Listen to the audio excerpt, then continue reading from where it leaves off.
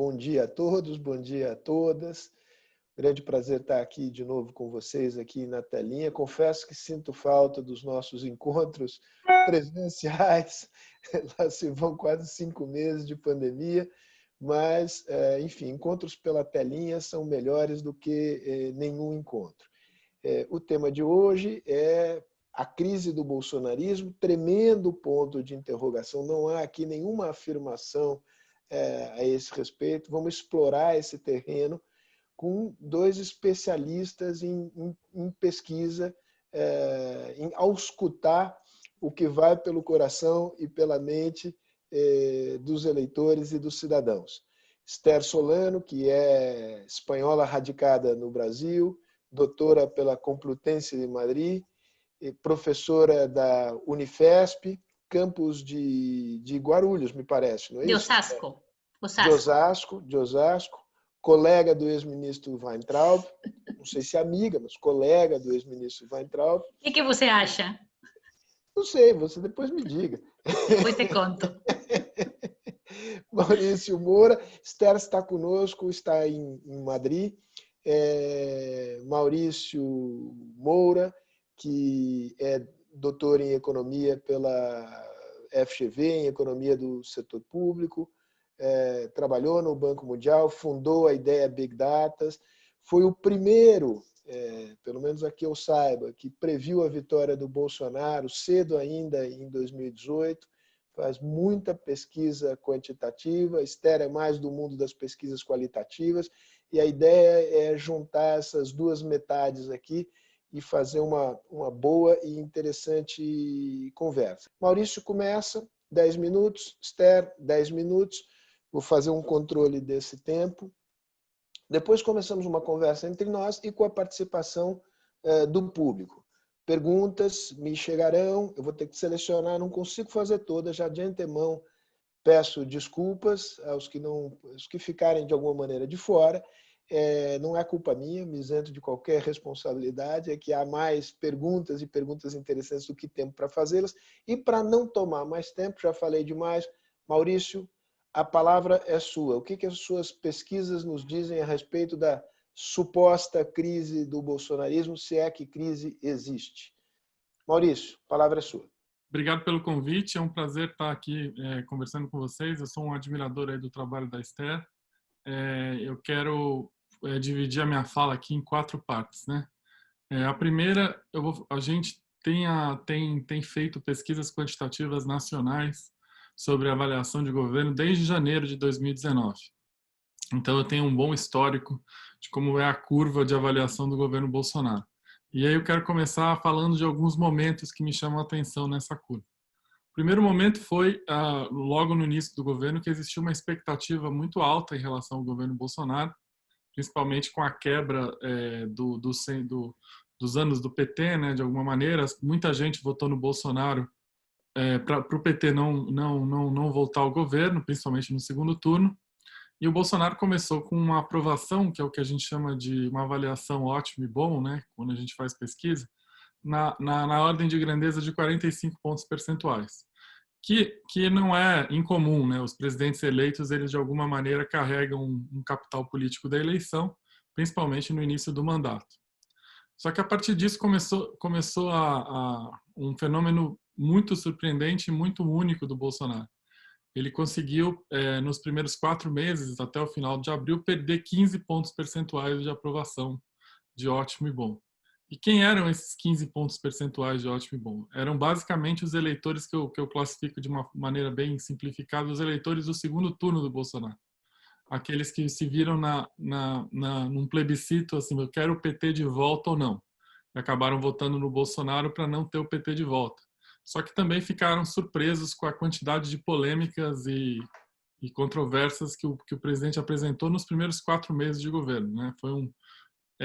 E ele já começou a transitar entre 30 a 35 pontos percentuais de avaliação positiva no primeiro quadrimestre, né, no primeiro semestre de 2019, o que o colocava como o pior presidente na série histórica de primeiro mandato. Quando a gente olhava o primeiro mandato do Fernando Henrique, o primeiro mandato do Lula, e até o primeiro mandato da Dilma, todos tinham avaliação melhores nesse mesmo período de primeiro mandato do que o Bolsonaro. E quando a gente olhava quem era o perfil desse bolsonarismo duro, né, de 2019, aqui esses 30, 35 pontos percentuais, ele era, na verdade, com características muito significativas, né, em termos estatísticos. Ele era muito concentrado nas regiões metropolitanas e nas grandes cidades, ele era muito urbano, né, um pouco masculino, é um público de renda mais alta, de classe média média a classe média alta, né, fortemente. A gente dividia eles em 3 subgrupos que eu vou falar para vocês, que é um subgrupo que é o que eu chamava de antissistema, né, que é de 8 a 10 pontos percentuais, que são pessoas que são contra tudo, contra os políticos, contra o Congresso, contra o STF, contra todo mundo. Então, esse grupo era o grupo inicial lá de 2015, onde o Bolsonaro vocalizava os desejos desse grupo, e ele, obviamente, aprovava o governo. A gente tinha um grupo de classe média urbana, que é super interessante, que é o grupo que eu chamava de os liberais do Paulo Guedes, que é o Bolsonaro podia falar qualquer abobrinha, qualquer coisa, mas desde que a economia estivesse nas mãos do Paulo Guedes, com um programa de privatização, de redução do tamanho do Estado, enfim. As pessoas falavam, tudo bem o Bolsonaro falar bobagem, mas a economia tá com o Paulo Guedes. A gente tinha um grupo evangélico, que eu achei super interessante, que é um grupo evangélico de classe média, que via no discurso do Bolsonaro um potencial resgate dos valores importantes para eles, né? Então, eu sempre dizia que o Bolsonaro tinha ministros que representavam cada área dele de eleitorado. Por exemplo, o Weintraub e a Damares, o Weintraub representava esse grupo antissistema, né? A Damares representava esse grupo de valores e, obviamente, o Paulo Guedes tinha esse grupo liberal. E tinha um quarto grupo, que eu vou falar mais para frente, esse grupo, hoje ele não existe mais, que é o grupo dos lavajatistas, né? Que pessoas que votaram no Bolsonaro com a esperança de que as práticas de corrupção tivessem um outro rumo e, obviamente, ficaram muito felizes e apoiavam o governo em função da presença do ministro Sérgio Moro. Então, Bolsonaro ele perdeu esse eleitor antipetista logo de cara, mas ele ficou com esses 4 grupos que dava 30% a 35% de aprovação ao longo de 2019. No final de 2019, ele voltou a transitar na casa dos 40%.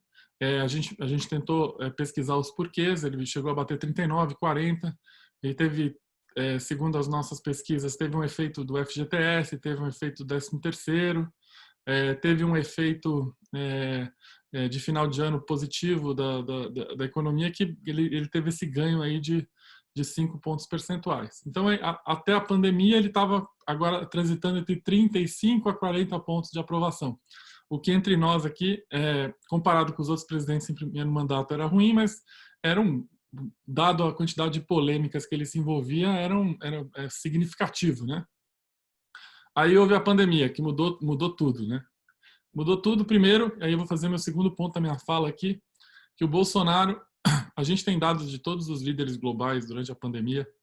Eu acompanho 25 chefes de Estado em popularidade, da Ásia, Oceania, Europa, América Latina e África, e a maioria dos líderes globais aumentou a sua popularidade do chefe de Estado depois da pandemia. Teve exemplos de aumentos enormes de popularidade: o Macron, o Boris Johnson, a Angela Merkel, o primeiro-ministro da Austrália, a primeira-ministra da Nova Zelândia, o Trudeau no Canadá. Por quê? O próprio presidente argentino, né, também teve um aumento de popularidade, porque eles basicamente optaram por um discurso unificador contra um inimigo comum que era o vírus, né? E até de uma maneira, no caso do Boris Johnson, inclusive, ele foi para o hospital, isso ajudou também ele a unificar o discurso. Isso, na verdade, teve grandes impactos positivos. O Boris Johnson chegou a ter mais de 20 pontos percentuais a mais de popularidade pós-pandemia. Houve alguns líderes mundiais que não fizeram isso, né? O Trump não teve esse discurso, né? Ele teve um período de negação. Quando ele começou a fazer um discurso mais unificador, ele chegou até a falar que os Estados Unidos estavam em guerra. Ele chegou a ganhar 4, 5 pontos percentuais, mas muito menos que a maioria dos líderes globais. O Lopes Obrador, no começo, negou a pandemia e também não teve um ganho de popularidade. E a gente chega no Bolsonaro, que é um fenômeno incrível. Ele perdeu popularidade. Além de não ganhar, ele perdeu popularidade durante a pandemia. E ele perdeu popularidade num evento que, para mim, foi muito óbvio, né, do ponto de vista da curva de aprovação, que foi a demissão do ministro Sérgio Moro.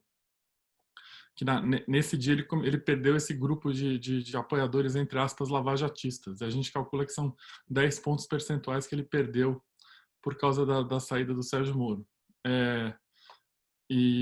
Só que, em paralelo, a gente teve um momento que o Bolsonaro chegou a transitar para 25 pontos percentuais de aprovação. Teve até uma brincadeira que tinha tem um movimento no Brasil chamado Somos 70%. Em algum momento eu brincava, vai chegar o momento que somos 75%, porque ele já está mais para um quarto do que para um terço. Isso foi lá para maio, junho, final de maio, começo de junho.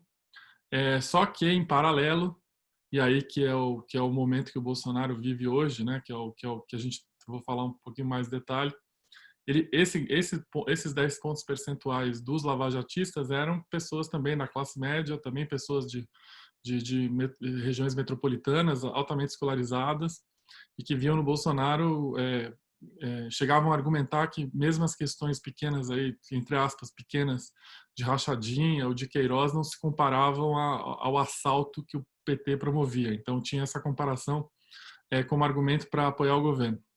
Com a saída do Sérgio Moro, essas pessoas meio que abandonaram o governo porque viram que a questão da corrupção tinha se deixado de lado, e a gestão da pandemia é uma gestão muito polêmica, né?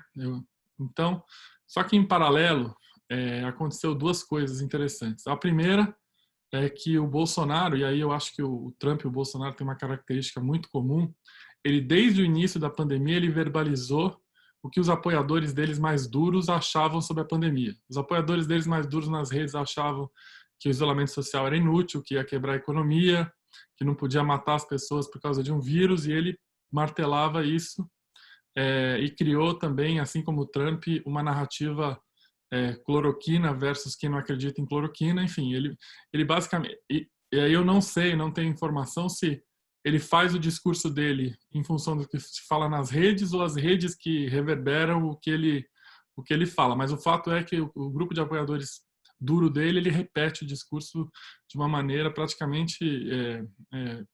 o que a gente lê nas redes é praticamente as falas do Bolsonaro a respeito da pandemia. E o que aconteceu? Só que, em paralelo, aconteceu um fenômeno que é o que eu estou estudando agora, que é o seguinte: o governo, e aí eu acho esse governo sensacional, porque eu me recordo que o governo propôs ao Congresso uma ajuda emergencial de R$200. E, no final, o Congresso aprovou uma ajuda de R$600, ou seja, assim, a iniciativa do governo era de 200, mas acabou indo para 600. Esses R$600 hoje são os grandes responsáveis da manutenção da avaliação positiva do governo na casa dos 30%. E vou explicar o que aconteceu. Houve uma troca dos lavajatistas que saíram, deixaram de apoiar, e passou a apoiar um grupo que nunca tinha apoiado o Bolsonaro, inclusive não tinha votado no Bolsonaro, que são pessoas de renda mais baixa, que a gente classifica com a classe D e E, de cidades pequenas e médias do Brasil. Ou seja, ele deslocou o eixo de aprovação que era muito concentrado nas regiões metropolitanas, nas grandes cidades, e hoje ele está penetrando nas cidades pequenas e médias. E vou dizer o que eu achei mais interessante. Aí eu não quero falar como economista, eu quero falar como pesquisador. Como você coloca uma política pública de R$600 flat para o Brasil inteiro, você encontra diferentes Brasis, né? Você tem os R$600 na periferia de São Paulo, na periferia do Rio, que é um auxílio, até o nome é auxílio emergencial, ele é um auxílio. Aliás, assim, acabou de sair um estudo super interessante mostrando que, inclusive, nas regiões metropolitanas, os R$600 representam um ganho de renda para alguns segmentos profissionais. Por exemplo, um segmento deles são as faxineiras e arrumadeiras, mas é um auxílio. Agora, os R$600 no interior do Pará, no interior do Maranhão, no interior do Ceará, no interior do Amazonas, foi um verdadeiro choque de renda completamente inesperado. A gente faz pesquisa no interior do Maranhão, o cara está ganhando 2, 3 vezes o que ele ganhava no Bolsa Família. Isso tem um efeito nesses locais de tirar as pessoas da pobreza ou o aumento de consumo imensurável. E esse cara passou a aprovar o governo, claro, né? O que a gente está falando hoje, se o Bolsonaro hoje tem 30 pontos percentuais, hoje, por incrível que pareça, 1/3 dessa aprovação vem da classe D e E do Norte e Nordeste. Isso é uma mudança, uma troca de perfil de apoio, que é difícil entender as implicações para frente, inclusive porque, aí eu trago um outro dado, no interior do Brasil, nas cidades pequenas e médias, não na periferia, não nas capitais, 8 em cada 10 pesquisados dizem ou acham que essa ajuda emergencial é permanente. Ou seja, ele tem um grande desafio agora, porque a expectativa dessas pessoas, que são pessoas simples, que passaram a consumir mais, é que esses R$600 já faça parte da renda futura dessas pessoas. Então, ele tem um desafio fiscal, e aí eu não quero entrar no campo se é possível ou não manter esse gasto, ou da onde vai tirar a receita para manter esse gasto, que é um gasto elevadíssimo, né? Mas o fato é que a popularidade do Bolsonaro hoje depende muito da decisão econômica que ele vai assumir na recuperação, no final, na pandemia agora e na pós-pandemia. E por isso que agora esse debate de renda básica, Renda Brasil, não sei como é que é o nome atual, virou uma coisa central, porque disso depende a popularidade dele. Eu acho que ele já percebeu isso, né? O que, obviamente, é muito diferente da linha do Paulo Guedes e da linha de grupo de apoiadores do Bolsonaro que votaram no Bolsonaro em função do Paulo Guedes. Ele vai ter que tomar uma decisão. Eu acho que ele já tomou, eu acho que ele tomou a decisão de gastar. Eu até brinquei quando essa decisão ficou clara, que eu vi que a popularidade dele estava aumentando em função dos R$600, eu falei, o governo agora tem uma decisão muito clara, ou ele gasta ou se desgasta. Porque as pessoas hoje estão apoiando o governo em função da ajuda emergencial. E aí eu queria fazer o último ponto. Para concluir, Maurício. Tá ótimo, precisamos concluir. Fazer o último ponto para projetar 2022. Eu acho que 2022 vai ser completamente diferente de 2018. E a principal variável, na minha opinião, que eu já consigo ver nas pesquisas, é que o debate de 2022 vai ser sobre economia, sobre recuperação econômica, sobre emprego e renda, e principalmente uma coisa que vai estar central no debate, que eu acho super interessante, que não imaginava, é essa questão da renda universal, da renda básica, porque essa é uma questão que vai afetar diretamente a popularidade do governo, essa é uma questão que, a nível global, pode sustentar níveis de desemprego menores e renda menores em função da pandemia, e a eleição de 2018, que a economia teve um papel coadjuvante, em 2022 acho que só vai se falar de economia. Bom dia a todos, bom dia a quem está nos assistindo aí. Um prazer estar aqui com você. Sérgio, queria te agradecer pela oportunidade. Maurício, também sou fã tua, eu gostei muito do que você disse, acho que temos convergência total nas perspectivas. Só para as pessoas que estão assistindo entenderem, a minha pesquisa basicamente se fundamenta em pesquisa qualitativa, e eu venho já me especializando um tempo em pesquisar e entrevistar eleitores de Bolsonaro. Então, basicamente eu divido os grupos de eleitores de Bolsonaro em eleitores, os eleitores radicais, né, o bolsonarista raiz, e o bolsonarista mais moderado. O que me interessa é fundamentalmente aquele bolsonarista moderado, que é de fato a maior parte da população, que votou em Bolsonaro não por ter uma adesão por princípios mais radicalizados, extremos, né? Mas sim por questões muito claras que têm a ver com a negação da política, com o antipetismo, com o lavajatismo, né? Com questões de decepção profunda com o sistema e, obviamente, com um papel muito importante, como o Maurício falou muito bem, das igrejas evangélicas, por exemplo, na classe mais popular, né? Então, alguns aspectos aí enraizados, sistêmicos, que tem muito a ver não só com questões conjunturais, mas com questões de longo prazo, que definitivamente convergeram na candidatura bolsonarista, né? Mas veja-me o que eu queria apresentar aqui para vocês. Dentro desse bolsonarista moderado, que votou em Bolsonaro por todos esses fatores, eu diferencio agora 3 grupos. O bolsonarista mais fiel, que ainda continua, de fato, firme e forte, né? Nessa sua adesão, eu diria, política, mas também ideológica psicossocial ao Bolsonaro, emocional, inclusive afetiva, né, com o projeto bolsonarista. O bolsonarista crítico, que consiga, de fato, elencar alguns pontos problemáticos, né, críticos com Bolsonaro, mas ainda tem uma adesão ao projeto e ainda consiga elencar algumas desculpas para ficar aí próximo do presidente. E o bolsonarista arrependido. Então, o que eu vou falar para vocês, levando em consideração esses três públicos e pensando um pouco nas entrevistas que eu faço com os três públicos, são os pontos fracos do Bolsonaro nesse momento e os pontos fortes, as fortalezas do Bolsonaro também nesse momento, para chegar à conclusão de que, de fato, o bolsonarismo está em crise, mas, como o Maurício muito bem falou, tem alguns pontos, algumas fortalezas da qual o bolsonarismo pode se beneficiar, que colocam essa crise como um ponto de interrogação. Então, as fraquezas do bolsonarismo. A primeira de todas, que aparece muito fortemente nas entrevistas, é a questão do coronavírus. Duas questões aí. A questão da gestão da pandemia. O conceito que mais se repete nas entrevistas é irresponsabilidade. Bolsonaro estaria sendo muito irresponsável. E, inclusive, isso é interessante, de bolsonaristas mais fiéis que consideram o comportamento dele absolutamente irresponsável para um chefe de Estado que deveria, de fato, honrar o cargo. Mas é um outro assunto que é bem interessante, mais sutil talvez, que tem a ver muito mais não com a postura dele como presidente, mas com a postura dele ética moral, que é a ideia do deboche dos mortos. Ele estaria sendo desumano, estaria sendo antiético, estaria mostrando uma absoluta falta de empatia, porque ele está rindo dos mortos, debochando dos mortos, né? E isso é muito interessante porque impacta muito, sobretudo, na população mais pobre, que foi muito motivada pela ideia da luta pelos valores, né? Pelo posicionamento cristianizador da política, de mão das igrejas evangélicas, pentecostais e neopentecostais, porque Bolsonaro ele foi simbolizado como um homem de fé, um homem de Deus que cuidava da família, da proteção da família. E agora ele está se colocando, isso é muito interessante, sobretudo quando as mulheres falam disso, como uma pessoa que não cuida da família, que ri dos mortos e que tem justamente esse comportamento antiético. Então, isso impacta de uma forma, de fato, bastante importante. Uma outra questão que aparece muito nas entrevistas é a ideia do cansaço extremo da violência e da falta de decoro do Bolsonaro. As pessoas diferenciam muito bem. Durante a campanha, essa violência, ela é, digamos, permitida, ela é tolerável, porque campanha, nós sabemos que é um momento de extrapolação geral. Mas durante o governo, o Bolsonaro deveria se ater às normas, aos rituais, aos protocolos do seu cargo, e de fato ele estaria agindo de uma forma muito autoritária, excessivamente violenta e agressiva.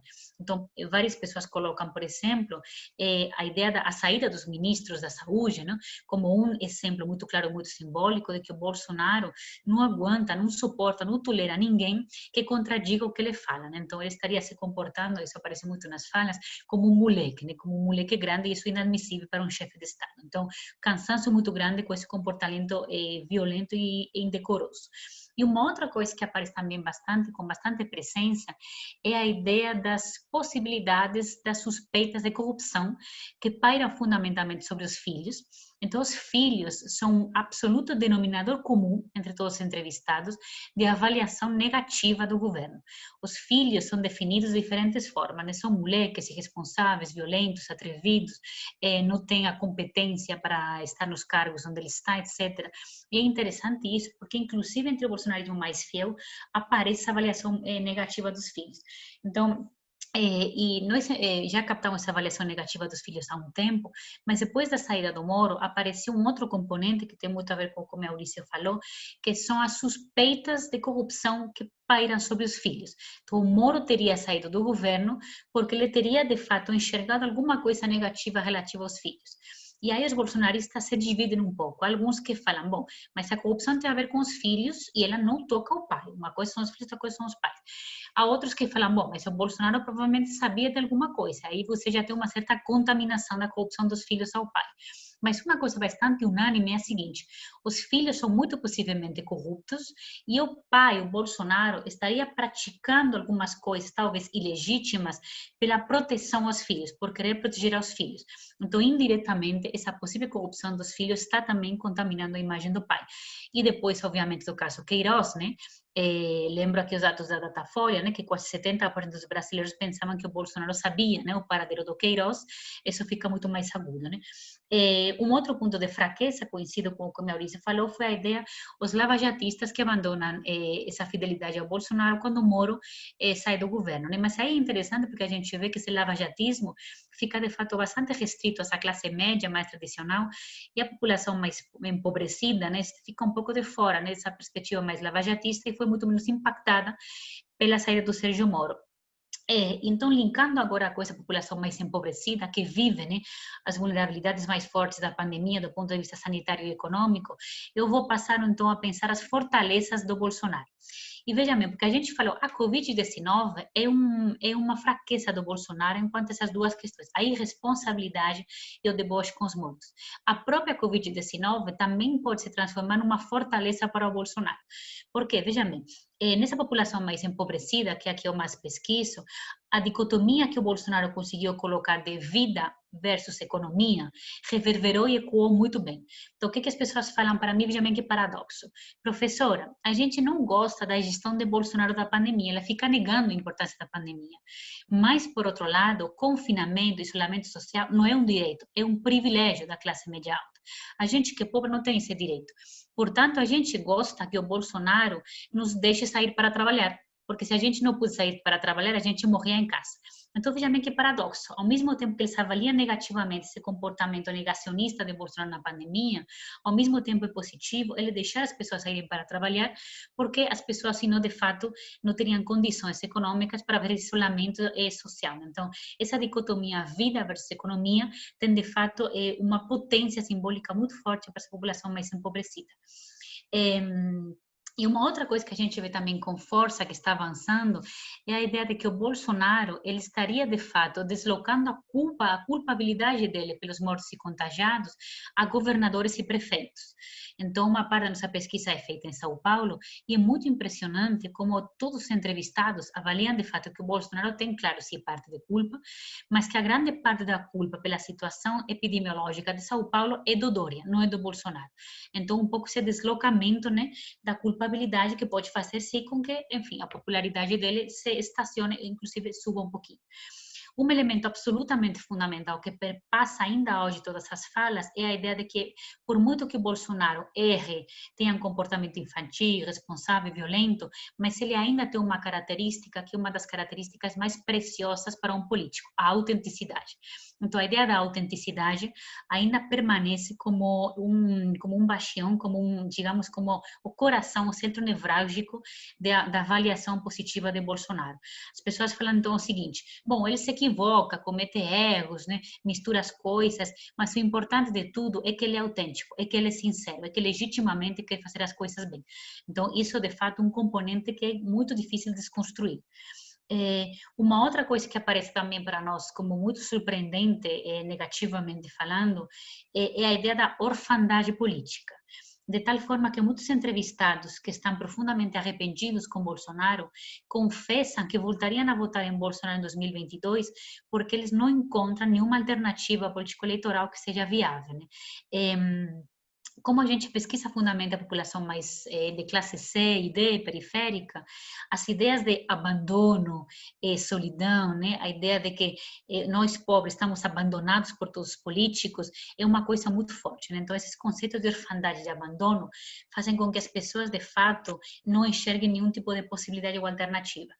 E aí eu concordo muito com o Maurício, uma coisa que a gente também enxerga, como essa ideia desse auxílio emergencial, dessa renda emergencial, é um fator que pode se transformar, sim, numa fonte de avaliação positiva de Bolsonaro. O que a gente vê? Nós entrevistamos várias pessoas que são, de fato, que estão, de fato, sendo beneficiárias do auxílio. E o que algumas pensam? Algumas pensam que, de fato, o auxílio foi autoria do próprio governo de Bolsonaro, e outras sabem muito bem que não foi autoria de Bolsonaro, mas, afinal das contas, é o governo quem está fornecendo auxílio, né? Portanto, num momento de absoluto dramatismo econômico, isso é fundamental. Por isso que eu sempre digo que o lema "fica em casa", ele é muito válido para países como eu estou, por exemplo, na Espanha, que é um país de classe média.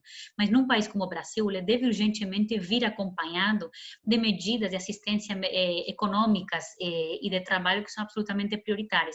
O que nós enxergamos na pesquisa, e eu quero falar aqui, Sérgio, que essa última pesquisa, nós fizemos uma última rodada um mês atrás, foi muito sofrido fazer a pesquisa, porque as pessoas estão com muito medo, mas com muito medo não só do coronavírus, fundamentalmente com muito medo do desemprego e da fome, literalmente, da fome. Então é muito duro escutar uma pessoa falando isso.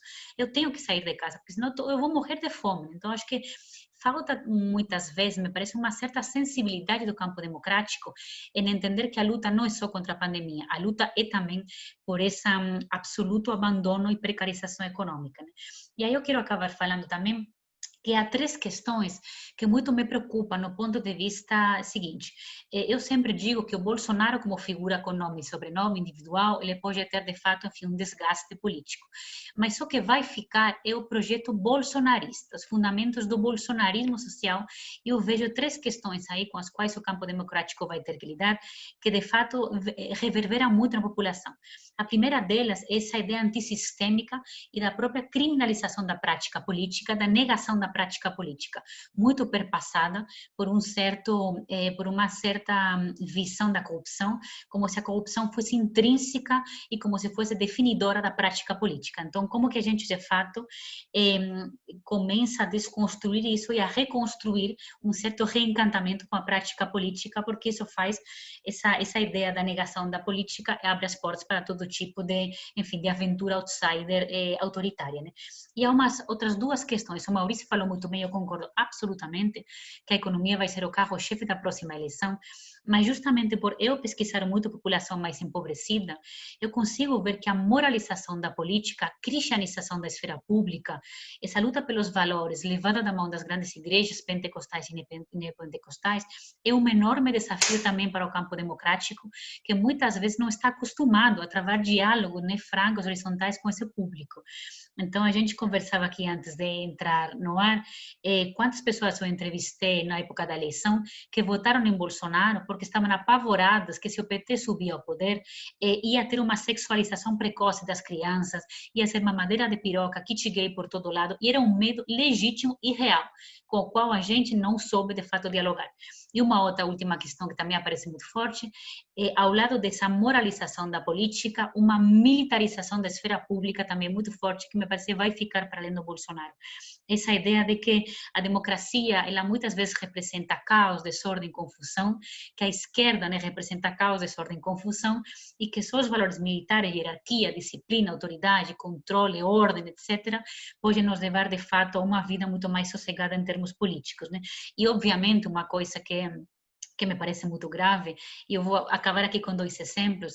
Várias pessoas eu entrevistei na época da eleição que falavam assim comigo: professora, eu nem concordo com Bolsonaro muito, mas é o único candidato que é um homem de fé que vai cuidar da família. O campo democrático tem também uma dificuldade grande em falar sobre família, por exemplo, e valores que são muito caros para o dia a dia do cotidiano da população, sobretudo mais periférica. E quanta gente também eu entrevistei na época da eleição que falava assim comigo: professora, eu nem concordo com Bolsonaro, mas é o único candidato que fala em segurança pública. É uma outra questão que nós temos também bastante dificuldade: como falar no campo da segurança pública sem cair nessa demagogia penal dessa militarização. Então, acho que acabo por aqui falando. O bolsonarismo em crise, é verdade, com pontos fortes e ainda também com algumas estruturas básicas que levaram à vitória de Bolsonaro, que vão passar e que vão ficar muito além do próprio governo dele. Excelente exposição, Esther, Maurício. Vamos começar a conversa aqui e eu vou trazendo as perguntas do público. A questão que eu faço de início para vocês é um pouco especulativa, mas, enfim, se trata da gente explorar o terreno que vem pela frente. Maurício disse com razão que não será possível, por razões fiscais, manter o auxílio emergencial no nível em que ele se encontra, de R$600 por mês, tem um efeito sobre contas públicas de 10 pontos percentuais do PIB a cada ano. A dívida explode e aí a economia vai para o buraco de vez e é ruim para todo mundo, inclusive ruim para o governo. Me chamou a atenção o fato de que 8 das 10 pessoas entrevistadas por vocês, Maurício, que estão recebendo esse benefício, supõem que ele seja permanente, terão uma desagradável surpresa em algum momento próximo no futuro. Como é que você avalia o efeito sobre popularidade no momento em que esse auxílio emergencial ele vai se reduzir, mas ainda assim o governo vai tentar procurar um nível de transferência de renda acima do Bolsa Família? O que você imagina que seja o efeito sobre a popularidade do presidente? Tudo mais constante, evidentemente. Eu acho que, lembrando que esses do 8 e 10 são pessoas do interior, tá? De cidades pequenas e médias. Eu não Sei. coloquei no pessoal das grandes regiões metropolitanas. Eu acho que vai ser muito ruim, né? Porque tudo na vida é expectativa, né? A expectativa desse público agora é receber R$ 600. Inclusive, houve uma proposta de redução aos poucos, né? Do governo de um mês ser 500, 400, 300. Eu acho que isso vai ser muito ruim para a popularidade dele, né? E eu acho que o Bolsonaro sabe disso, tanto é que eu acho que a equipe econômica passou a estudar isso com muito mais afinco, né? Então a resposta certamente vai prejudicá-lo, porque ele vai mexer na expectativa das pessoas que agora já incorporaram isso, né? Deixa eu, Esther, com a tua licença, deixa eu explorar um pouquinho mais aqui o Maurício. É, parece estar em andamento uma espécie de transmutação do bolsonarismo, em que, digamos, o componente liberal à la Paulo Guedes perde espaço, e o componente, digamos, transferência de renda, digamos, espécie de, não quero chamar de populismo, mas só para facilitar a conversa, digamos, o recurso a esses instrumentos, digamos, de transferência de renda e associação disso com, digamos, uma espécie de dádiva que vem do governo cresce. Isto poderá fazer com que nos setores de classe média alta se acentue o esvaziamento do apoio a Bolsonaro? É um jogo um pouco de soma zero. Você ganha de um lado, você perde de outro. E eu acho que isso o Bolsonaro já entendeu. Essa é uma decisão crucial aliás, essa talvez seja a decisão mais crucial da presidência dele. Para que lado ele vai agora? Pelo que eu tenho visto, tendo a achar que ele vai apostar nessa coisa da transferência de renda. Inclusive, a própria agenda dele já mostra isso, né? Se você olhar a agenda do Bolsonaro nas últimas semanas, depois que ele se recuperou da Covid, ele já está dialogando com esse público. Acho que a escolha já foi feita, né? Eu não quero entrar aqui nos meandros políticos, o quanto que o Paulo Guedes já perdeu espaço na decisão de gasto do governo. Não sei avaliar isso, mas o que eu sei avaliar é que eu acho que a decisão de popularidade já foi feita. E lembrando que isso não é um evento inédito, né? O Lula fez isso durante o mensalão também. O PT ganhou a eleição em 2002 com o apoio massivo da classe média, que aliás foi a grande diferencial de fazer com que o PT chegasse ao poder. E o Lula, com o Bolsa Família, quando ele unificou os programas, ele começou a trocar apoio. E não é uma novidade isso, né? Só que eu acho que agora a situação econômica e fiscal do Brasil é muito mais delicada, né? Então, mas eu acho que a escolha já foi feita na cabeça do presidente, porque ele está com uma agenda e com um discurso de que ele vai apostar nesse público. Esther, qual é a tua intuição sobre a capacidade que Bolsonaro tem de penetrar essas camadas mais pobres da população em pequenas e médias cidades do Brasil, em particular do Nordeste? O Nordeste, obviamente, é um alvo, que foram tradicionalmente redutos do PT. E aí, como você é uma pessoa que tem uma sensibilidade grande para a dimensão simbólica da política, eu queria a sua avaliação sobre o seguinte. O Maurício tem toda a razão. O Lula contou com muito mais largueza, espaço fiscal para fazer aumento na transferência de renda. Mas há um elemento adicional, quer dizer, o Lula é um filho do Nordeste. A trajetória política dele é do homem que, inequivocamente, veio da pobreza. Pode fazer a crítica que quiser ao Lula. Dizer que ele não tem empatia pelos pobres é mentira. Ele tem empatia pelos pobres, né? O Bolsonaro tem dificuldade de mostrar essa empatia. Você avalia que basta, vamos dizer assim, basta a grana ou o Bolsonaro terá dificuldade de assentar um apoio tão sólido quanto o PT assentou nessas camadas da população? Olha, Sérgio, eu definitivamente não digo que baste grana e também não acho que o Bolsonaro chegue a ter um apoio, por exemplo, no Nordeste, como o qual o PT conta, né? Mas concordo muito com o Maurício quando ele diz que o Bolsonaro já, de fato, tomou uma decisão. Basta ver efetivamente, por exemplo, a agenda dele no Nordeste, né? Como que ela foi intensificada. Então, eu acho que ele tomou sim essa decisão Acho que o Bolsonaro entendeu que perdeu a classe média lavajatista, paulo-guedista, e ele enfim, se jogou nessa classe mais popular, né? O que eu vejo que são as possibilidades que o Bolsonaro pode, de fato, fortalecer para captar de uma forma mais definitiva esse público. Do lado do auxílio emergencial, há uma outra coisa com a qual o campo mais democrático da esquerda, né, por exemplo, partidos como o PT, tem muita dificuldade para conversar, que é o que eu denomino o paradoxo meritocrático. Se, por um lado, a população mais pobre está, de fato, demandando a proteção do Estado, serviços públicos de qualidade, e, por exemplo, o coronavírus colocou muito no centro do debate a importância do SUS, né, sobretudo para essa população. Por outro lado, há uma demanda também de conceitos como empoderamento, meritocracia, microempreendedorismo, etc. Né? Então, isso é uma dificuldade muito grande para o campo da esquerda, entender que a ideia essa meritocracia, essa ideia a formulação simbólica do microempreendedor, são de fato conceitos muito potentes com os quais o Bolsonaro consegue talvez conversar melhor do que o campo clássico da esquerda, que muitas vezes não entende, inclusive menospreza todo esse universo simbólico tão importante para a população periférica. Há uma outra coisa fundamental, como eu falava agora, que é essa ideia de que do lado da pauta econômica, a pauta dos valores, a pauta moral, ela cresceu muito em importância. Eu sempre digo que previamente à eleição do Bolsonaro, a pauta da luta pelos valores, a guerra cultural não era tão importante.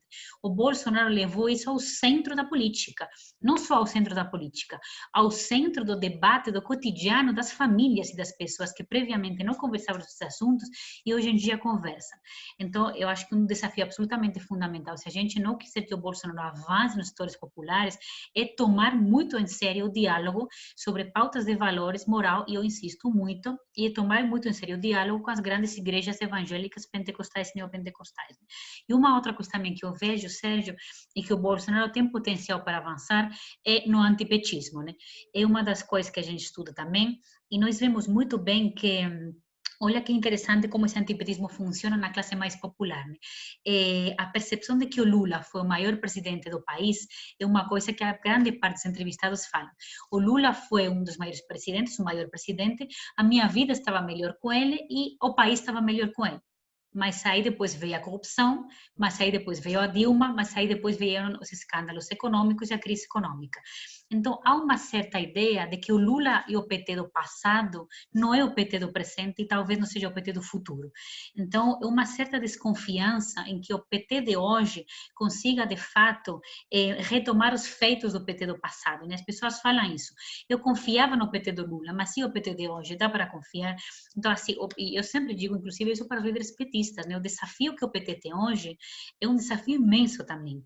E eu sempre também gosto de valorar que, por muito se a gente se colocar ou não como petista, o fato de que um partido tão importante historicamente como o PT tem uma posição clara ideologicamente e tem uma posição de princípios claros, é importante para a própria democracia brasileira. Né?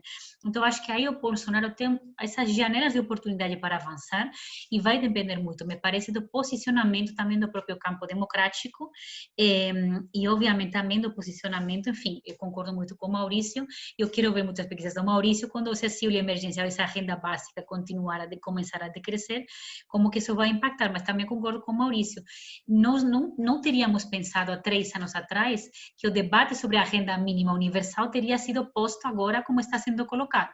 Agora, qual é o problema? Que no campo democrático mais popular ainda está muito silenciado e ainda não aparecem alternativas, de fato, estruturadas e comunicáveis, o que a gente tem a falar sobre isso. E aí o Bolsonaro pode, de fato, se beneficiar.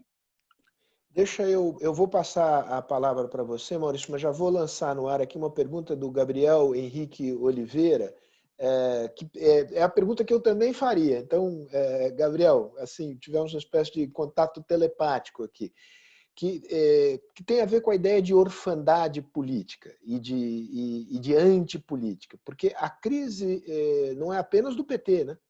A crise também é do PSDB, a crise é de todos os partidos que dominaram a vida política brasileira nos últimos 30 anos. Isso terá reflexos sobre 2022. Maurício, você levantou a mão para comentar o que disse a Esther. Vamos lá.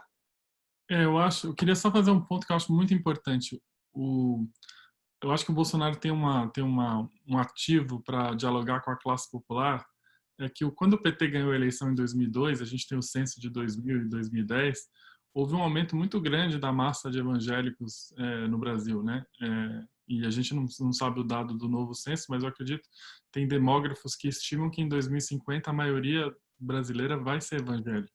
E uma coisa que eu vejo nas minhas pesquisas, principalmente pesquisas eleitorais, eu posso falar para vocês hoje com convicção que não dá para você ganhar uma eleição hoje no Brasil sem dialogar com os evangélicos em lugar nenhum do Brasil.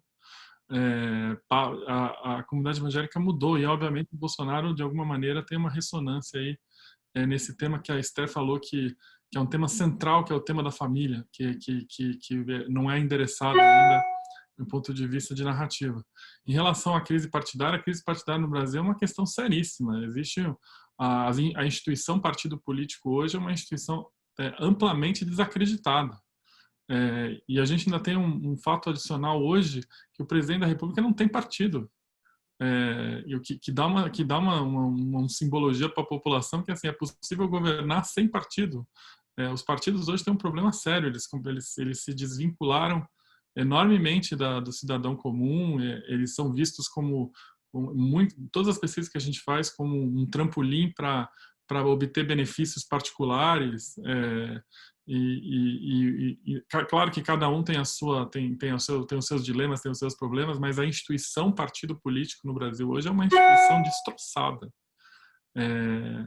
Pela quantidade, as pessoas não se identificam com os partidos. O PT ainda tem um grau de identificação único ainda, apesar de toda a crise, ainda é o partido com mais identificação. O PSL nunca existiu, a identificação sempre foi com o bolsonarismo. O PSDB tem um problema sério de para onde ele vai agora, né? Ele ficou no meio da polarização, se as pessoas que já identificavam o PSDB como um partido muito associado ao Estado de São Paulo, isso é ainda mais forte agora. Enfim, agora outra instituição que eu acho que vai sair menor, e a gente já tá percebendo isso nas nossas pesquisas, é o Exército, os militares. Os militares, ao longo da crise institucional... Maurício, segura aí. Esse é um tema muito importante para passar ligeiramente por ele. Nós vamos voltar a ele, mas eu queria aqui me aprofundar no tema do voto evangélico.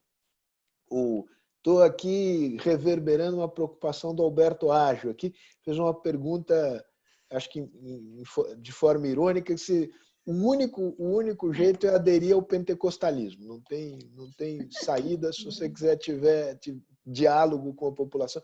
Queria entender mais o que é esse universo do ponto de vista da opinião pública e do eleitorado.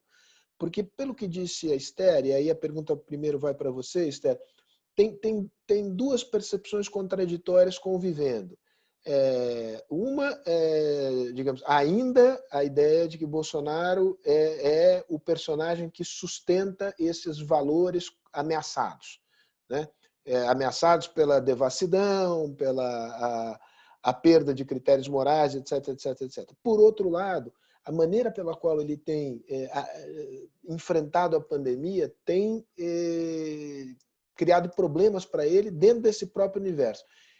É um bloco isso? O mundo evangélico é um mundo impenetrável? É um bloco? Como é que ele se diferencia? Pois a mesma pergunta para o Maurício esmiuçar do ponto de vista eleitoral, aí, das pesquisas de opinião.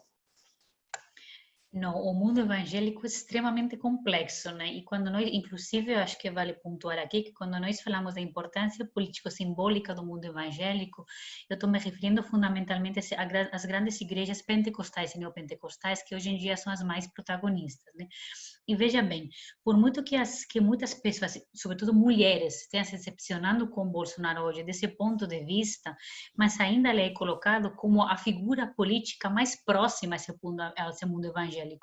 Porque ao mesmo tempo, você tem dois movimentos em paralelo. Ao mesmo tempo que você construiu uma figura presidencial bolsonarista que é próxima ao mundo evangélico, você fez também um movimento de demonização no campo da esquerda, colocando fundamentalmente o PT como um partido antifamília. Então, isso foi, de fato, uma disrupção absolutamente fundamental para o antipetismo popular, né? E o que eu vejo, e o Alberto falou uma coisa que é muito importante, essa dimensão política organizada do pentecostalismo. mesmo. O que eu vejo nas minhas pesquisas, Sérgio? Em muitas comunidades periféricas, o único elemento organizativo popular é, de fato, a igreja evangélica. Você tem uma presença do Estado escassíssima, então o elemento, de fato, central, que tem uma organização material, simbólica, afetiva, emocional, de acompanhamento diário e cotidiano, é a igreja evangélica. Muitas mulheres que eu entrevisto na periferia falam assim comigo: professora, não tem vaga na creche. Se não for pela irmã da igreja evangélica, eu não teria com quem deixar meu filho. Professora, não trabalho, mas eu faço meus bicos graças aos irmãos da igreja evangélica. Agora, com a Covid-19, olha que paradoxo interessante. Eu falei antes, existe a ideia do abandono dos políticos, que muito mais estão preocupados pelo próprio enriquecimento pessoal, pela carreira presidencial de 2022, do que pela doença, pelo contágio. Mas aí, de novo, quem que aparece como cuidando dos brasileiros? A igreja evangélica, quem que se preocupa genuinamente pela saúde física, emocional, material e espiritual dos brasileiros.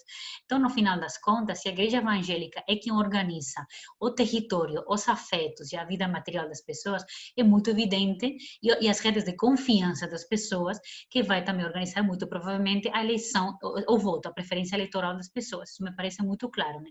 Agora, como dialogar com esse público é realmente complicado, é difícil, né? Mas por uma coisa também que me parece fundamental, nós temos esse distanciamento com a ideia dos valores, mas nós temos um distanciamento territorial também, é que a gente não está nos territórios periféricos, são eles que estão lá.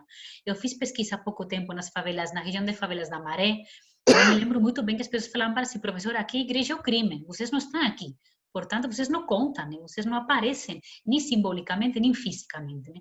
Mas eu me deixa só responder a pergunta do PCDB, Sérgio, porque a gente fez pesquisa sobre a questão do PCDB e o Dória em São Paulo. O Gabriel falou aqui. Gabriel, a gente pesquisou sobre a possibilidade, em 2022, do PCDB e do Dória. O que a gente viu? Primeiro, que essa perspectiva antissistêmica, ela de fato capta totalmente o PCDB. Eu acho que o PCDB pode ser uma grande vítima da ideia antissistêmica, porque até o próprio PT, ele consegue se apresentar hoje como menos antissistêmico, pela ideia, como mais antissistêmico. A prisão do Lula, o impeachment contra Dilma, colocam o PT como um pouco mais fora do sistema. Né? Agora, essa ideia antissistêmica pega totalmente o coração do PCDB. E o Dória, nós perguntamos para as pessoas sobre o perfil do Dória para 2022. E olha o que as pessoas pensavam. Primeiro, todo mundo entrevistado na nossa pesquisa, foi uma coisa muito unânime, tinha uma avaliação extremamente negativa do Dória. Por quê? Por duas razões. Primeiro, porque eles avaliavam que o enfrentamento do Dória ao Bolsonaro, no contexto da Covid-19, não tinha sido por questões sanitárias, mas sim por construir uma própria agenda para 2022 como protagonista eleitoral do pleito. Né?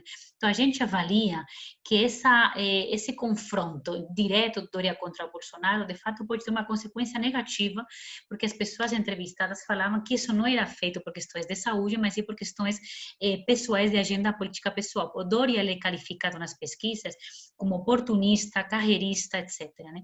E uma outra coisa que apareceu muito forte na pesquisa também é as duas personalidades, Bolsonaro e Dória, como contrapostos. O Bolsonaro, ele, enfim, está errado, ele mete os pés pelas mãos, ele se equivoca, mas ele é autêntico, ele é honesto. O Dória, ao contrário, ele é um político que sabe falar muito bem, que fala bonitinho, falava nas pessoas, que fala direto, que é muito mais inteligente, mas ele é inautêntico, ele é sincero. E como eu falei antes para vocês, a ideia da autenticidade ainda permanece como um valor absolutamente fundamental. E outra coisa também muito importante, as pessoas mais pobres falavam nisso, o Dória é enxergado como um político que tem muito mais a ver com a classe média, né?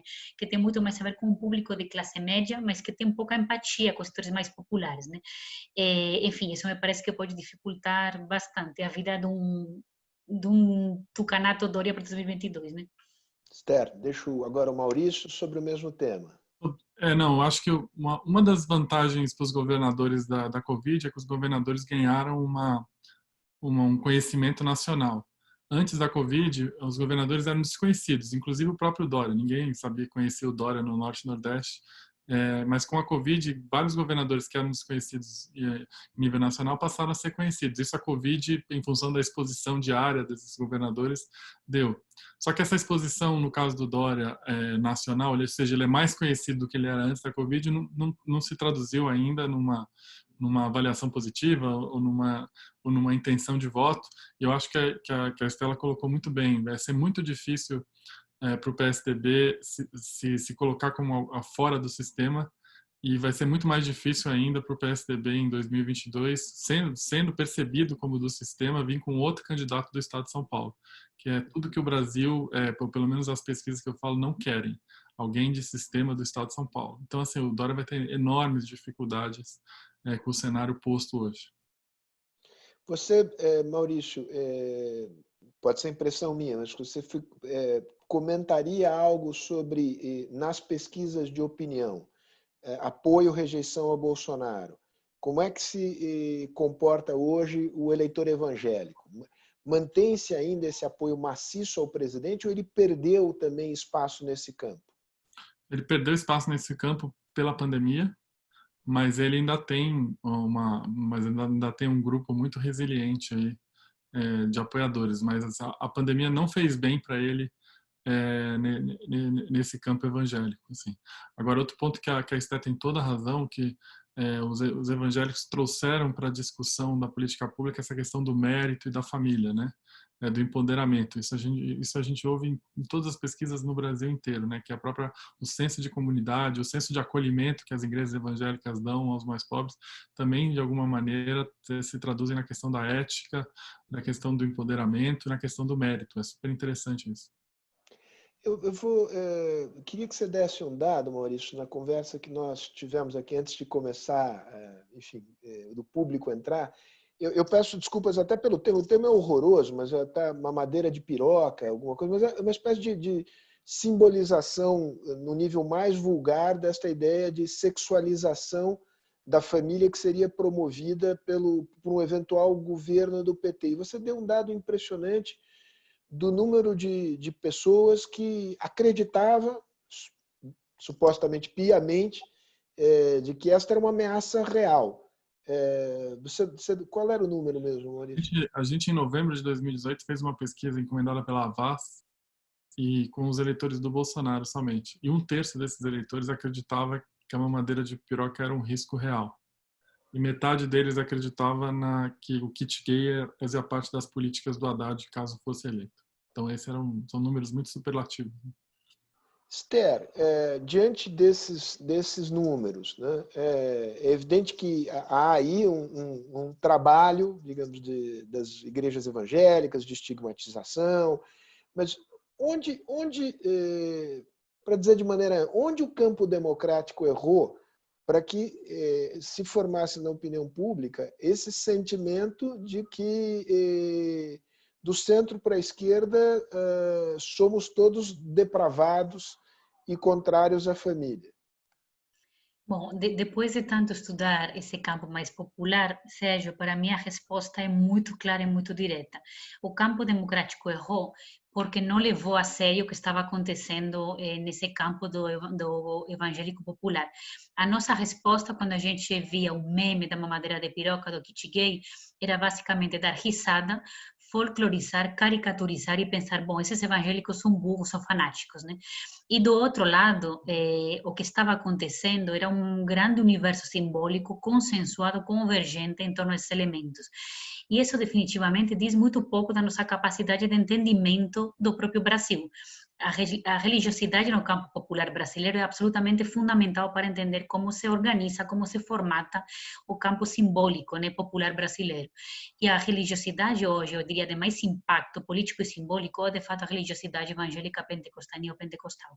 E acho que não precisa ser muito inteligente em termos de estratégia eleitoral para pensar qual é o elemento central de desconstrução do campo da esquerda que no campo popular poderia ser feito. É muito difícil você desconstruir o campo da esquerda do ponto de vista econômico, por exemplo, no campo popular. Então, você tinha duas alternativas. A corrupção, que ela, de fato, foi vitoriosa, mas não só no campo popular, mas, de fato, criou um simbolismo de corrupção enorme em todo o Brasil. Mas qual é outro campo? O universo familiar, porque a família, de fato, o grande centro nevrálgico da organização dessa territorialidade mais periférica. Então, eu acho que o nosso erro fundamental é não entender o que estava acontecendo, caricaturizar o que estava acontecendo e não fazer uma disputa séria de valores que de fato deve ser feita, né? Porque o campo progressista foi tido como campo antifamília. Como é possível isso? Nós somos antifamília, a gente é também, obviamente, né, protetor da família, né? Então, por que não fazer uma disputa entre os valores familiares?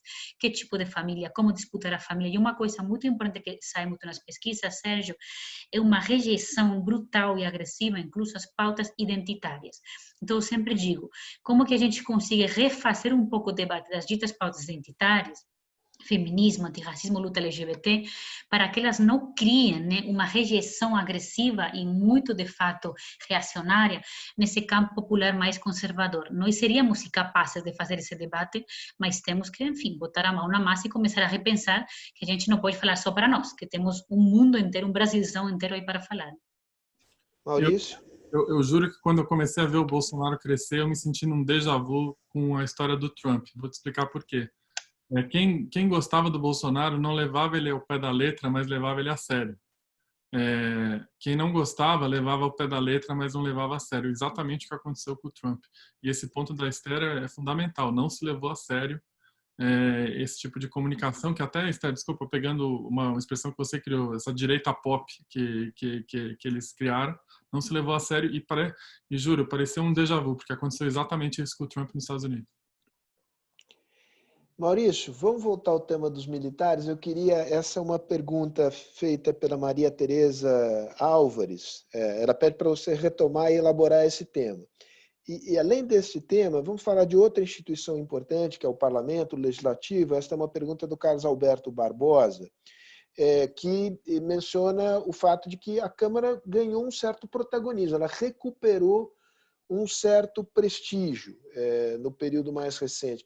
Como é que essas duas instituições ficam na foto, mais do que na foto, no filme que estamos assistindo? Bom, só vou falar pelos meus dados aqui, não vou entrar em interpretação aqui do... O fato é que o Congresso continua pior avaliado do que o governo executivo, do que outras instituições, inclusive o judiciário. O Congresso é uma das instituições pior avaliadas no Brasil. Isso, desde que eu me entendo por pesquisador, eu capto isso. Isso não mudou. Eu acho que tem uma percepção do protagonismo do Congresso numa elite e nos formadores de opinião, mas isso não chega na opinião pública em geral. E o Congresso continua mal avaliado, continua considerado distante das questões do dia a dia. Agora, o que mais me chama a atenção no governo Bolsonaro são os militares. Os militares atravessaram toda essa onda antipolítica, antissistema, como uma instituição bem avaliada. E quando eu falo bem avaliada, a gente está falando da maioria dos brasileiros que, quando a gente perguntava na crença, na avaliação positiva, sempre aparecia os militares, o exército, em primeiro lugar. E o que eu estou percebendo agora nas nossas pesquisas é que eles estão encolhendo, ainda continuam à frente do Congresso, ainda continuam à frente do Judiciário, ainda continuam liderando, só que eles estão menores, e a tendência das nossas pesquisas é que a percepção é que os militares, entre aspas, são sócios desse governo, para o bem e para o mal, e também estão atuando em áreas que não necessariamente são as áreas de especialidade deles. Eu acho que o caso clássico do ministro da Saúde, não quero avaliar o trabalho dele, mas o fato é que as pessoas percebem que uma coisa é Ministério da Saúde, outra coisa é general. E com isso eles estão perdendo uma avaliação que sempre foi uma avaliação sólida ao longo dos governos do FHC, do Lula, da Dilma. Eles sempre tiveram uma avaliação comparada com as outras instituições positivas, e essa tendência hoje ela é uma tendência de queda, muito porque as pessoas não estão com dificuldade de dissociar o que são os militares e o que é o governo Bolsonaro. Gente, nós estamos nos aproximando aqui do finalzinho aqui da nossa conversa. Antes das considerações finais, Esther, eu queria que você nos dissesse mais, com exemplos, como é que se traduz essa rejeição às pautas identitárias? Mulheres, ideologia de gênero, o que isso significa? Em particular, com relação à luta antirracista, como é que isto aparece? Essa figura que hoje preside a Fundação Palmares, é uma figura expressiva ou é uma figura apenas bizarra?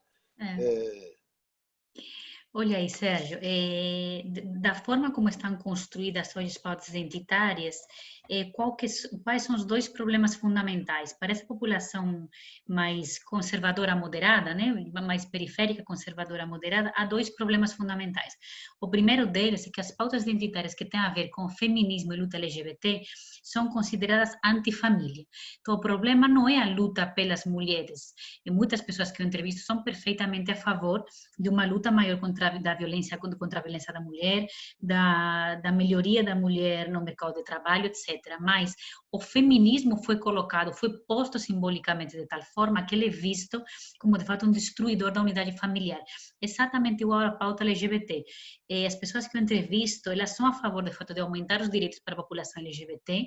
Por exemplo, surpreendentemente, muitas são a favor do casamento homoafetivo, da adoção das crianças por casais homoafetivos, mas o que elas consideram é que a visibilidade excessiva que as pautas identitárias dão para esse público ameaça, de fato, de novo, com desorganizar a família tradicional. Então, assim, elas são vistas como antifamília. E se nós acabamos de falar que a família é o centro nevrálgico para a população, é evidente que eles vão causar ameaça e rejeição. E uma outra coisa fundamental, que é surpreendente como aparece forte nas pesquisas, é que as pautas identitárias são vistas como aquelas pautas que tiraram a importância do trabalhador e da luta contra a pobreza e da luta contra a desigualdade. Então, as pessoas mais pobres falam assim comigo: a esquerda, ela se preocupava muito antes pelo trabalhador, pela pobreza. Agora começou a se preocupar só por mulher, só por negro, e cadê nós, trabalhadores?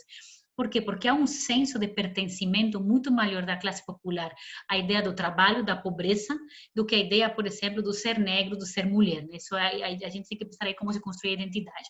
E sobre a ideia do racismo, Sérgio, nós fizemos ano passado uma grande pesquisa financiada pela TIDE Setúbal no Brasil como um todo sobre pautas fundamentalmente identitárias e entrevistamos muita gente dessa base conservadora média popular para pensar a ideia do racismo, e muitos negros inclusive, né?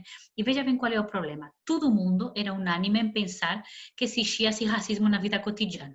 Mas há um problema fundamental, e é que o racismo é percebido como simplesmente uma questão de comportamento pessoal dos indivíduos, não como um sistema, não como uma estrutura. Portanto, já que ele não é estrutura, o Estado não tem que intervir politicamente, não tem que formatar políticas públicas, porque é uma questão de educação sobretudo em quê? Em valores tradicionais, movidos pela família, pela igreja. A política não tem que se meter nisso. Então, todos os negros desse campo mais conservador, periférico moderado que nós entrevistamos, falavam que sofriam racismo cotidianamente, mas todos eles, por exemplo, unanimamente eram contra cotas raciais nas universidades, porque elas promoviam que racismo reverso e uma coisa que é fundamental quando a gente fala dessa criminalização da pauta identitária, privilégio. As pessoas pensam que as pautas identitárias estão procurando privilégio de algumas classes em detrimento de outras, né? Então, enfim, há muito por aí a ser de fato conversado. Só uma última pergunta para esmiuçar esse tema do feminismo em particular. Eu consigo entender, tentando pensar com a cabeça de quem tem valores religiosos tradicionais, que o casamento homoafetivo, etc., possa ser uma ameaça ao formato de família tradicional. Mas para imaginar que o feminismo seja um ataque à família, eu preciso pressupor que a família tem necessariamente na família uma hierarquia entre homem e mulher. E que, digamos, a ideia da submissão da mulher ao homem é uma condição necessária para o bom funcionamento da família. Esta ideia da submissão da mulher ao homem, ela é presente? Uma das coisas pelas quais nós definimos o pensamento conservador é justamente a presença simbólica e cotidiana das hierarquias sociais, Sérgio. Então, a ideia de que, obviamente que isso não é formulado de forma muitas vezes direta pelas pessoas, né? Mas a ideia, por exemplo, de que o homem tem uma hierarquia frente à mulher, a ideia de que o branco teria uma suposta hierarquia também frente ao negro, a ideia de que aquele que tem mais dinheiro teria uma hierarquia frente ao mais pobre, etc. Então, o problema qual é? Essas hierarquias sociais no campo simbólico conservador estão muito claras e muito predefinidas. Todo aquele movimento que seja percebido como atacando esse tipo de hierarquias sociais, que organizam esse pensamento conservador vai ser rejeitado.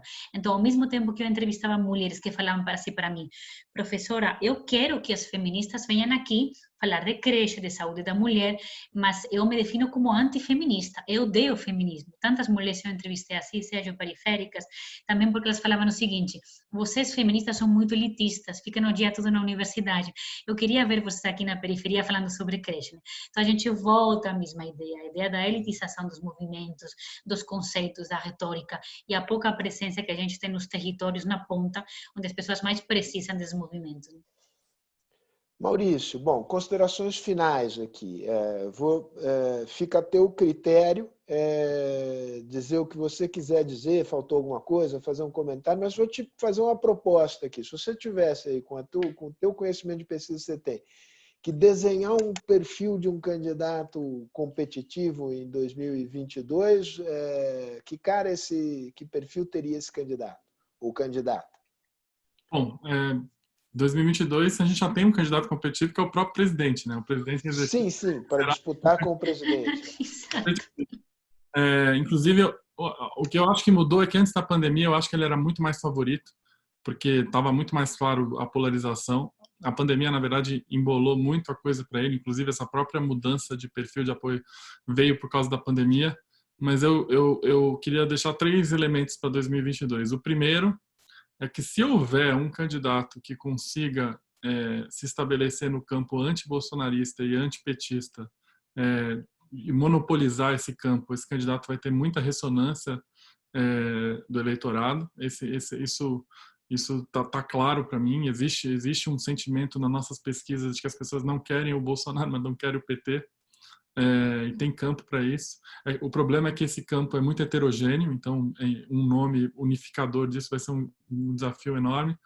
O outro ponto que a Esther colocou, o governo Bolsonaro conseguiu de alguma maneira terceirizar a culpa da pandemia para governadores e prefeitos, então os mortos vão ter responsabilidades múltiplas, só que ele não conseguiu e não vai conseguir nunca terceirizar a questão econômica, ou seja, ele vai ser cobrado fortemente sobre recuperação econômica, sobre o que foi feito, o que não foi feito na economia, como acho que nenhum presidente em reeleição até agora foi.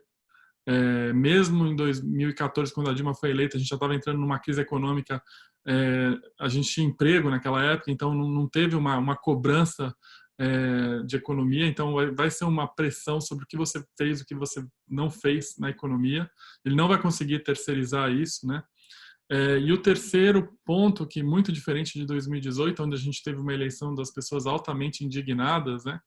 A gente vai ter uma eleição em 2018 com altamente indignados, a gente vai ter uma eleição em 2022 as pessoas desesperadas economicamente, porque vão sofrer muito com a renda, com o emprego, e obviamente com todas as externalidades que a falta de renda e emprego trazem, né? Violência, desesperança, enfim. Vai ser uma eleição de juntar cacos e ver o que dá para fazer daqui para frente. Muito diferente de 2018, onde as pessoas estavam revoltadas. Em 2022, eu vejo um cenário de economia com um eleitor desesperado. Muito bom. Esther? Mais uma vez, concordo absolutamente com o Maurício. Eu sempre procuro nas minhas pesquisas, seja encontrar qual é o afeto que perpassa a fala dos entrevistados. Agora mesmo, o afeto que eu vejo é o afeto do medo e do desespero, da desesperança. São 2 afetos absolutamente fundamentais que estruturam a fala toda nas minhas entrevistas. Eu acho que são 2 afetos que são fundamentais, que serão fundamentais em 2022, concordo com o Maurício. E eu queria colocar mais algumas coisas de quem seria esse candidato ótimo, né? Concordo muito com quem poderia representar essa terceira via anti-bolsonarismo, antipetismo. O que aparece nas pesquisas também é que, assim como em 2018, o elemento disruptivo, antissistêmico foi muito importante, agora me parece que há uma exaustão também muito grande dessa ideia do antissistêmico, da violência, do autoritarismo, etc. E as pessoas estão pedindo mais uma certa estabilidade e uma moderação maior, né? Então, me parece que teria que ser um candidato que tenha mais a estabilidade do que a instabilidade. E eu acho que é também muito importante, continuo apelando a isso, um candidato que saiba fazer sim um discurso político-econômico, mas também um discurso em valores, um candidato que seja visto como um candidato próximo à ideia da família e próximo também aí convergendo com os valores tradicionais.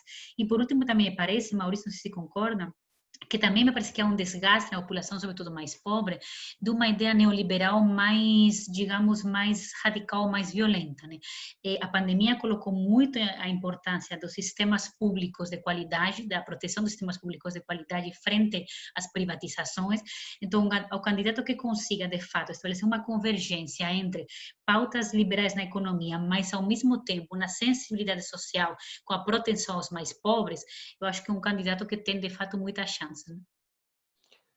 Gente, olha, conversa, enfim, todos nós temos conversado exaustivamente sobre tudo isso que conversamos aqui, mas eu vou dizer para vocês que acho que essa foi a conversa mais interessante que eu tive com os números do Maurício e com os afetos da Esther, e justamente a ideia era essa, juntar quem tivesse grande sensibilidade para a dimensão simbólica, qualitativa da política, e quem fizesse ali as estatísticas cotidianamente e tal, e muita pesquisa quantitativa.